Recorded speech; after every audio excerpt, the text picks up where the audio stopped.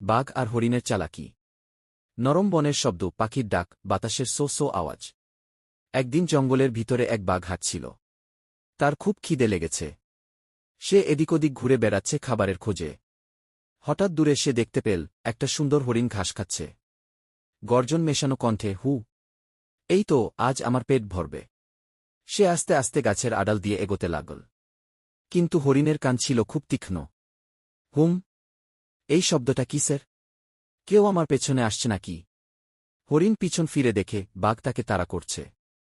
তখন হরিণ দৌড় দিল পাগলের মতো। জঙ্গলের ভেতর ঝোপের মধ্যে পাহাড় পেরিয়ে সে ছুটেই চল। দৌড়ানোর শব্দ, বাঘের গর্জন। আজ তোকে ছাড়ব না হরিণ। কিছুটা পথ যাওয়ার পর হরিণ হঠাৎ থেমে গেল। বাঘ অবাক হয়ে জিজ্ঞেস করল, এই, থামলি কেন? পালাচ্ছিস না? হাঁপাতে হাঁপাতে বাগদা, তোমার একটা প্রশ্নের উত্তর দিলে কি আমাকে ছেড়ে দেবে? প্রশ্ন? আচ্ছা বলো দেখি। তুমি তো জঙ্গলের রাজা। কিন্তু বলো তো, রাজা কি কখনো নিজের প্রজাদের খায়? বাঘ কিছুক্ষণ চুপ করে রইল। সে ভাবল, এই কথাটা ঠিকই তো। রাজা যদি প্রজাকে খায় তাহলে রাজ্যেই বা কে থাকবে?